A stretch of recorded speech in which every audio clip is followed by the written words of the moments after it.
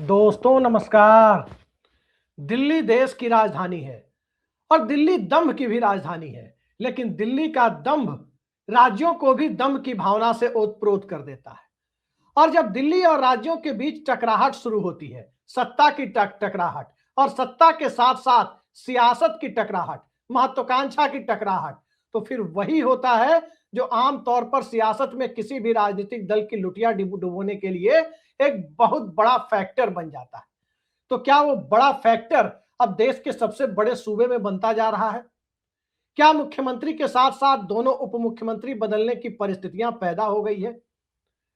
और जरा इस पूरे मामले की पृष्ठभूमि पर गौर करें तो फिर आगे आपको पता चलेगा इस वीडियो में कि क्या वाकई मुख्यमंत्री के साथ दोनों उप मुख्यमंत्री चुनाव के पहले बदल दिए जाएंगे।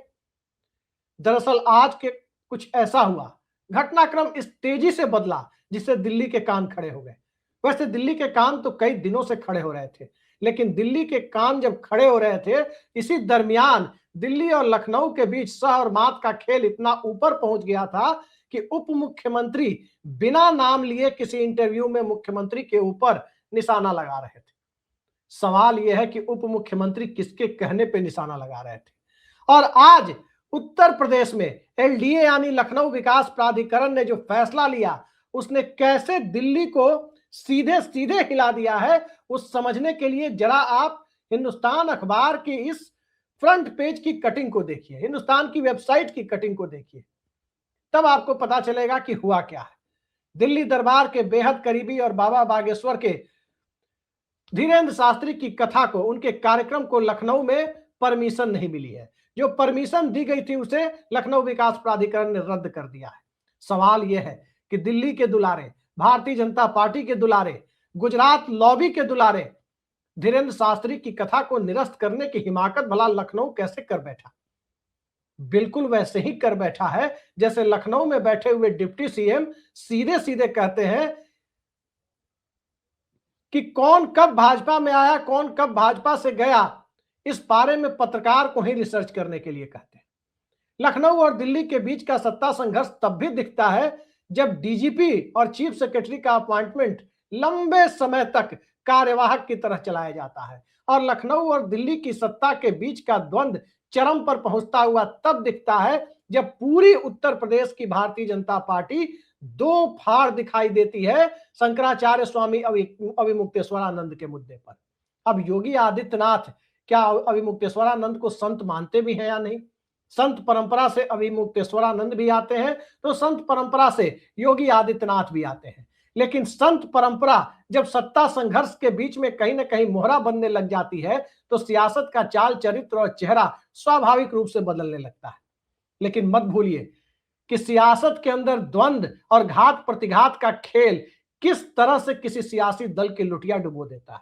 और खासकर बात यदि उत्तर प्रदेश की जाए तो 2017 के चुनाव के ठीक पहले 2017 की सत्ताधारी पार्टी सपा में, समाजवादी पार्टी में जो हो रहा था 2016 में, वो पूरे देश ने देखा था कि शिवपाल सिंह यादव क्या कर रहे थे, अखिलेश यादव क्या कर रहे थे और मुलायम सिंह यादव क्या कर रहे थे, अमर सिंह की क्या भूमिका थी।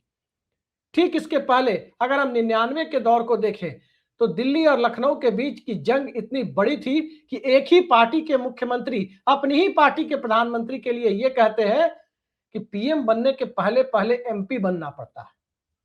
और एमपी कहां से? उस वक्त के प्रधानमंत्री अटल बिहारी वाजपेयी लखनऊ से चुनाव लड़ रहे थे। लोकसभा चुनाव के बाद मुख्यमंत्री को रुखसत होना पड़ा था, लेकिन तब तक भारतीय जनता पार्टी 58 से गिरकर 29 पर आ चुकी थी, यानी हाफ हो चुकी थी। आज भारतीय जनता पार्टी पिछले 10 सालों में हाफ से भी नीचे जा चुकी है, आधी से भी नीचे जा चुकी है। 2014 में जब योगी आदित्यनाथ मुख्यमंत्री नहीं थे, भाजपा के पास 71 सीटें थी, और 2024 में जब योगी आदित्यनाथ के मुख्यमंत्री रहते हुए चुनाव हुआ, तब भारतीय जनता पार्टी के पास उत्तर प्रदेश में केवल 33 सीटें आई। उत्तर प्रदेश नहीं होता तो नरेंद्र मोदी को दिल्ली में 2014 और 19 में बहुमत नहीं मिलता, और उत्तर प्रदेश ने झटका दिया तो नीतीश कुमार और चंद्रबाबू नायडू की बैसाखियों पर निर्भर रहने की जरूरत पड़ गई। लेकिन अब क्या इस जरूरत को एक बार फिर से बहुत शिद्दत के साथ नरेंद्र मोदी और अमित शाह की जोड़ी महसूस कर रही है?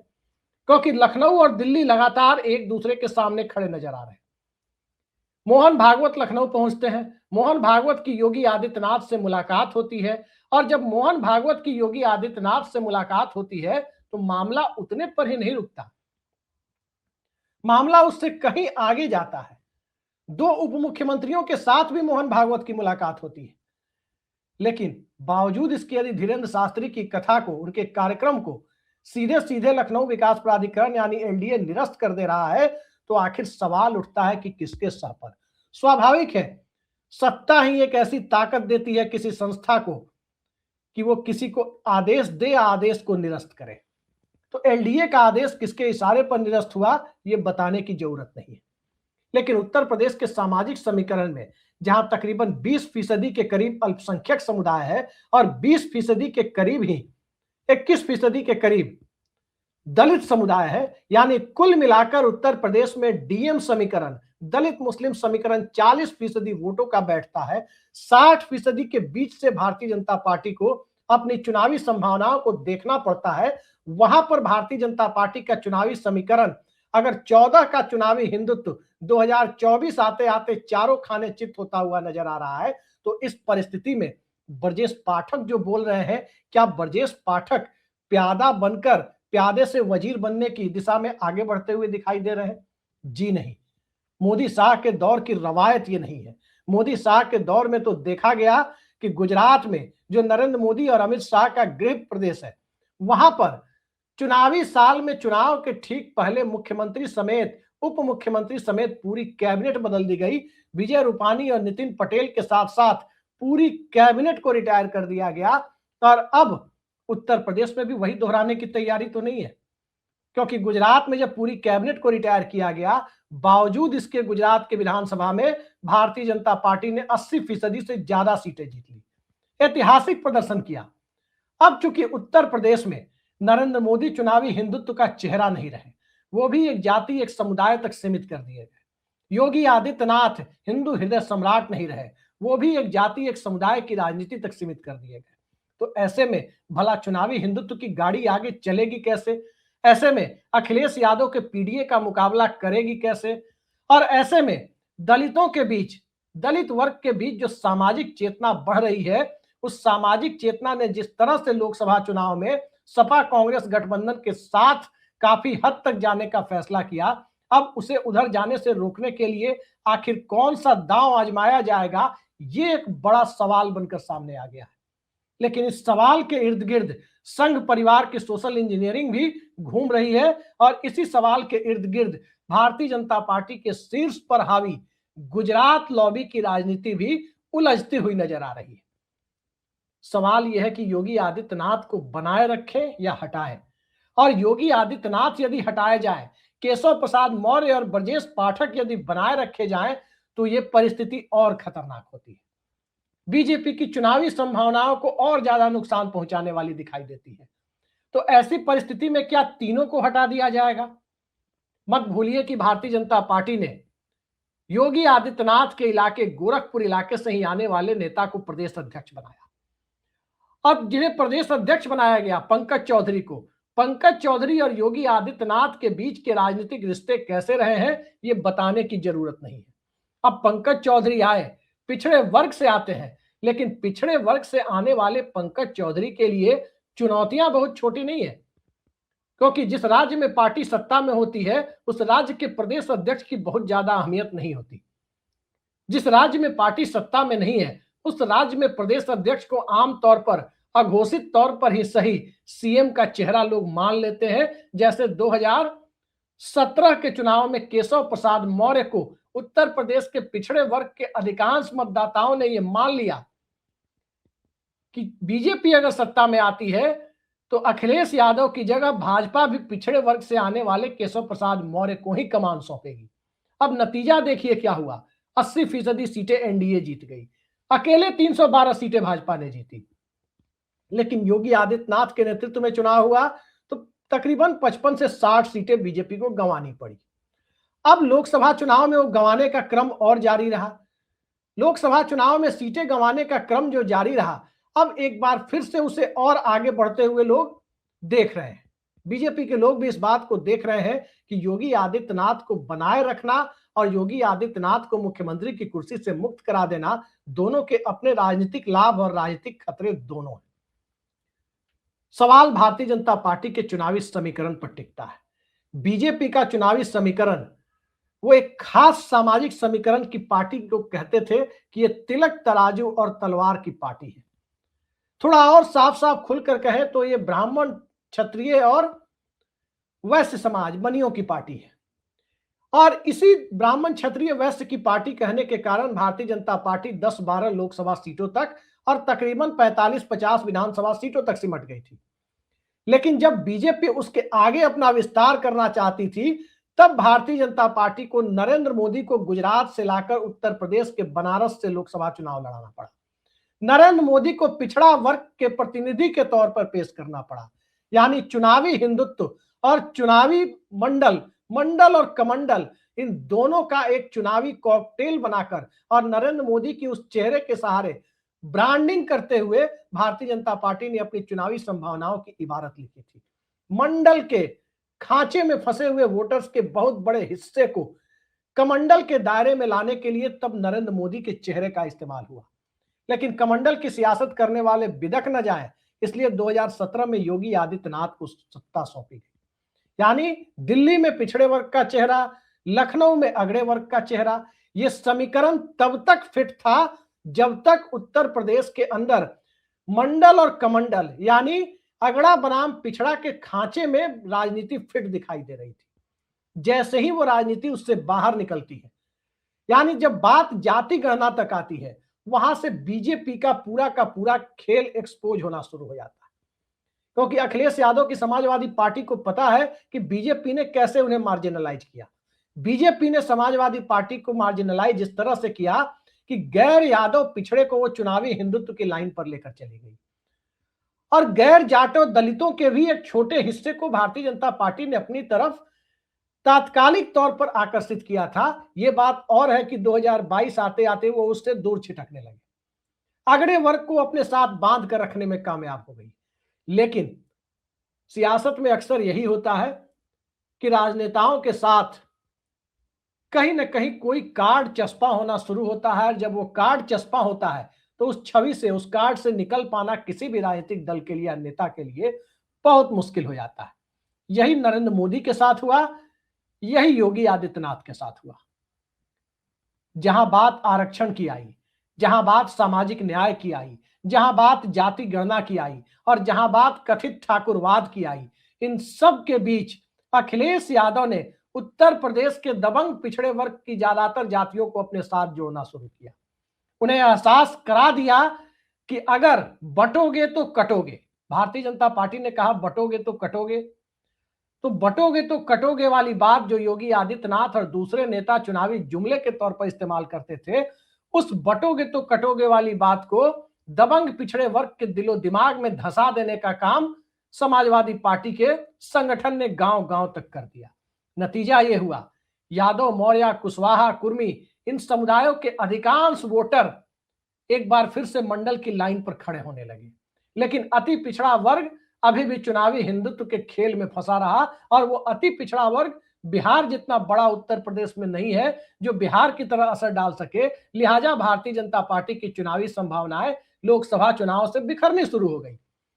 जब बीजेपी की चुनावी संभावनाएं बिखरनी शुरू हो गई, इसी बीच में जनरल कैटेगरी के वोटर्स के बीच यानी अपर कास्ट के वोटर्स के बीच ठाकुर बनाम ब्राह्मण की राजनीति तेज होने लगी।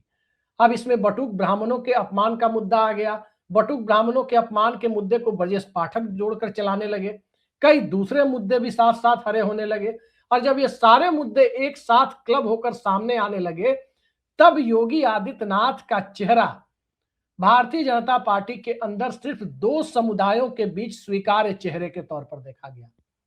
आज की बीजेपी और संघ की जो अवधारणा है उत्तर प्रदेश के बारे में, वो यही है कि योगी आदित्यनाथ के चेहरे पर मोटे तौर पर ठाकुर मतदाता, ठाकुर वोटर और कुछ अति पिछड़ा वोटर का ज्यादातर हिस्सों में एकमुश्त वोट तो मिल सकता है, लेकिन ब्राह्मण वोटर भारतीय जनता पार्टी से छिटक सकते हैं।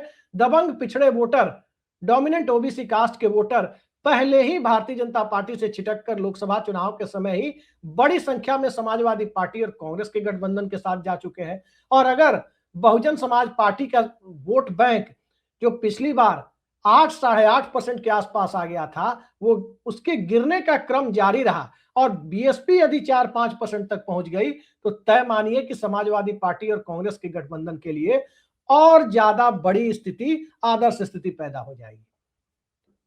तो इन तमाम चुनावी संभावनाओं को देखते हुए अब बीजेपी के अंदर उत्तर प्रदेश में जो सत्ता संघर्ष चल रहा है कि सीएम और डिप्टी सीएम में कोई तालमेल नहीं दिखाई दे रहा। प्रदेश अध्यक्ष की लाइन एक अलग है। प्रदेश अध्यक्ष पिछड़े वर्ग से होने के बावजूद पिछड़ा वर्ग को आश्वस्त नहीं कर पा रहे कि भारतीय जनता पार्टी में उनका हित सुरक्षित है, उनका आरक्षण सुरक्षित है, उनकी जाति जनगणना भी हो जाएगी और उसके बाद आरक्षण बढ़ाने घटाने का खेल भी हो जाएगा। तमाम मामलों में सिर्फ और सिर्फ पंकज चौधरी एक मोहरे के तौर पर जो दिखाई दे रहे हैं, यानी बीजेपी ने जो सोचा था वो पूरा करने की स्थिति में जब दिखाई नहीं दे रही है तो आगे चल करके क्या उत्तर प्रदेश में चुनाव के पहले कोई बड़ा खेल होगा? उत्तर प्रदेश के सामाजिक समीकरण की समझ रखने वाले लोगों की माने तो आज उत्तर प्रदेश जिस मुहाने पर खड़ा है, यकीनन उस मुहाने पर 2014-17 में नहीं खड़ा था। 2014 और 17 में उत्तर प्रदेश में हिंदुत्व का चुनावी ज्वार बहुत तेजी से उभरा हुआ था। आज की तारीख में हिंदुत्व का चुनावी ज्वार मंडल की आंधी में और जातीय चेतना की आंधी में नीचे जा चुका है और फिर उसको एक बार दोबारा से ऊपर लाने की जो एक कोशिश होती है, उस कोशिश में न तो योगी आदित्यनाथ कामयाब हो पा रहे हैं और न ही प्रधानमंत्री नरेंद्र मोदी कामयाब हो पा रहे हैं। इसके साथ साथ अमित शाह की चाणक्य नीति और उनकी रणनीति भी कामयाब नहीं हो पा रही। तब सवाल है कि क्या उत्तर प्रदेश में 33 से 13 पर जाने की परिस्थितियां बीजेपी खुद को पैदा करेगी? इसी सवाल से भारतीय जनता पार्टी दो चार है कि क्या योगी आदित्यनाथ को और उनके दोनों डिप्टी सीएम को यदि बदल दिया जाए, डिप्टी सीएम पिछड़े वर्ग से और डिप्टी सीएम अगड़े वर्ग से बनाकर, एक डिप्टी सीएम अगड़े वर्ग से, एक दलित वर्ग से और एक मुख्यमंत्री पिछड़े वर्ग से बनाकर, क्या उत्तर प्रदेश में भारतीय जनता पार्टी अखिलेश यादव के और उनके पीडीए के साथ जो सामाजिक समीकरण जुड़ा हुआ है, क्या उसे तोड़ने में कामयाब हो पाएगी? मंथन का दौर यहीं पर अटका हुआ है कि योगी आदित्यनाथ भारतीय जनता पार्टी के लिए राजनीतिक तौर पर यदि मुहावरों की भाषा में कहें तो न तो उगलते बन रहे हैं न ही निगलते बन रहे हैं। गले की हड्डी की तरह योगी आदित्यनाथ और उनके दोनों उप मुख्यमंत्री भारतीय जनता पार्टी के लिए बने हुए हैं, क्योंकि मास अपील जो उत्तर प्रदेश में त्रिमूर्ति काबिज है, सीएम और दोनों डिप्टी सीएम, उसमें मास अपील आज भी योगी आदित्यनाथ की है।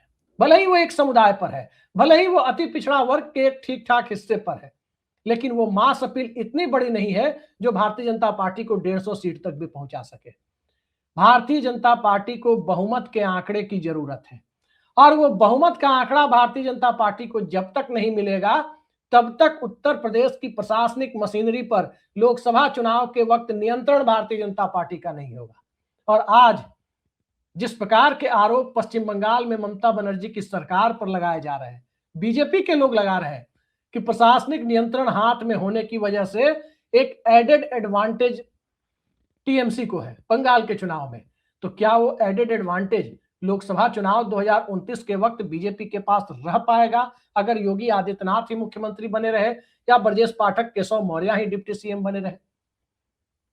आमतौर पर उत्तर प्रदेश में सियासत की गंगा और यमुना में इतना पानी बह चुका है जिससे डिप्टी सीएम का पद वोटर को आकर्षित करने के लिए कोई बहुत बड़ा पद दिखाई नहीं देता। आमतौर पर डिप्टी सीएम से उप मुख्यमंत्री के पद के साथ कोई भी नेता अपने समुदाय का वोट अपने साथ जोड़ पाने की स्थिति में कम से कम राजनीतिक चेतना जिस राज्यों में बहुत तेज है उस राज्य में तो कामयाब नहीं हो सकता। क्या हुआ? 5-5 डिप्टी सीएम जगनमोहन रेड्डी ने बनाए थे, 5 साल बाद सत्ता गंवानी पड़ी, बुरी तरह से उन्हें सत्ता गंवानी पड़ी, बहुत बुरी चुनावी हार हुई। तो यहां तो 2 ही डिप्टी सीएम है। सीधी सी बात है कि जनता को यह बात समझ में आती है कि जिलों में डीएम, राज्यों में सीएम और केंद्र में पीएम, यानी डीएम, सीएम और पीएम के पास ही सत्ता केंद्रित होती है, असली ताकत उन्हीं के पास होती है। ये डिप्टी सीएम या डिप्टी पीएम जैसे किसी पद के पास कोई सत्ता होती नहीं है। ये बात जनता को समझ में आती है। योगी आदित्यनाथ बतौर सीएम ठाकुर वोटरों के बीच एक ठीक ठाक चेहरे के तौर पर देखे जा रहे हैं, लेकिन ब्रजेश पाठक ब्राह्मणों के बीच वो अपील भी नहीं रखते। केशव प्रसाद मौर्य मौर्य समाज के बीच भी वो अपील तक नहीं रखते। लेकिन योगी आदित्यनाथ के साथ जो ठाकुर वोटरों का जुड़ाव है, क्या सत्ता जाने के बाद भी उनके साथ रह पाएगा? गुंजाइश बहुत कम दिखती है, क्योंकि सियासत में कोई भी समाज हमेशा उगते हुए सूरज को सलाम करता है, और उगते हुए सूरज को सलाम करने की इस प्रवृत्ति के बीच जब तक विकल्पहीनता की स्थिति रहेगी, तब तक उत्तर प्रदेश का ठाकुर समाज योगी आदित्यनाथ सीएम रहे या न रहे, उनके साथ खड़ा दिखाई देगा। लेकिन विकल्प जैसे ही आ जाएगा, योगी आदित्यनाथ का सियासी जनाधार भी खिसक जाएगा। वो जनाधार जो कभी गोरखपुर संसदीय क्षेत्र तक सीमित था, वो जनाधार जो गोरखपुर संसदीय क्षेत्र से आगे बढ़कर पूरे देश में हिंदू हृदय सम्राट के रूप में भारतीय जनता पार्टी ने जिसकी ब्रांडिंग कराई थी, और अब वो ब्रांडिंग अब काफी संकुचित होती जा रही है। और इस बात में कोई दो राय नहीं है कि योगी आदित्यनाथ की ब्रांडिंग को छोटा करने में भाजपा समर्थक गोदी मीडिया का भी उतना ही बड़ा हाथ है। मतलब जिस गोदी मीडिया के सहारे भारतीय जनता पार्टी ने मोदी और योगी की ब्रांडिंग कराई थी, उसी गोदी मीडिया के बड़े हिस्से ने ये दिखाने में कोई कोर कसर नहीं छोड़ी कि योगी आदित्यनाथ एक समुदाय विशेष के नेता है। आज की तारीख में समुदाय की राजनीति भारतीय जनता पार्टी के लिए, यानी जाति की राजनीति भारतीय जनता पार्टी के लिए एक बुरे सपने की तरह होती है। और उत्तर प्रदेश का पूरा चुनावी विमर्श ही जब जाति पर जा चुका है, तो उस परिस्थिति में चाहे योगी आदित्यनाथ हो या ब्रजेश पाठक हो या केशव प्रसाद मौर्य हो, इस त्रिमूर्ति के सहारे कोई चमत्कार ही भारतीय जनता पार्टी की चुनावी नैया को पार लगा सकता है। इस बात से बीजेपी के लोग भली भांति परिचित हैं। लेकिन सवाल यह है कि सत्ता में रहने वाले योगी आदित्यनाथ बीजेपी की चुनावी संभावनाओं के लिए ज्यादा खतरा है, या सत्ता से हटाए जाने वाले योगी आदित्यनाथ भारतीय जनता पार्टी की चुनावी संभावनाओं के लिए ज्यादा खतरा होंगे। इसी द्वंद्व के बीच मोदी शाह की जोड़ी फिलहाल फैसला ले नहीं पा रही है, लेकिन मंथन का दौर बहुत तेज चल रहा है। और अभी जो गुंजाइश दिखाई दे रही है, क्योंकि उत्तर प्रदेश का सत्ता संघर्ष, संत समाज के साथ संघर्ष, उत्तर प्रदेश में सामाजिक प्रतिद्वंदिता की स्थिति इस कदर ऊपर जा चुकी है कि उसमें भारतीय जनता पार्टी को कोई एक लाइन लेना उसकी मजबूरी हो गई है कि क्या उत्तर प्रदेश की त्रिमूर्ति को हटा दें गुजरात की तरह, या फिर इस त्रिमूर्ति को बनाए रखें। देखते हैं बीजेपी क्या फैसला लेती है। लेकिन चुनाव के पहले अगर उत्तर प्रदेश की त्रिमूर्ति को बदल दिया जाए तो बहुतों को भले ही आश्चर्य होगा, व्यक्तिगत तौर पर मुझे इससे कोई आश्चर्य नहीं होगा, क्योंकि बीजेपी इस तरह का सरप्राइज पहले देती रही है और आगे भी बीजेपी इस तरह का सरप्राइज देने की स्थिति में है। इससे हम इनकार नहीं कर सकते। योगी आदित्यनाथ के पक्ष में चाहे जितनी भी चीजें जाए, उनकी एक ब्रांडिंग है, उनकी एक छवि है, उनका एक प्रशासन है जिसे कई लोग सहमत असहमत हो सकते हैं। लेकिन एक बात तथ्यात्मक रूप से सही है कि विधायक दल के अंदर योगी आदित्यनाथ को उतना समर्थन नहीं है। लिहाजा भारतीय जनता पार्टी के लिए उनका रिप्लेसमेंट ढूंढना कोई मुश्किल काम नहीं है। हाँ, वो रिप्लेसमेंट पार्टी के लिए फायदे का सौदा है कि घाटे का सौदा है, मंथन अभी फिलहाल इसी पर चल रहा है। तो देखते जाइए क्या होता है। आज के लिए इतना ही। नमस्कार।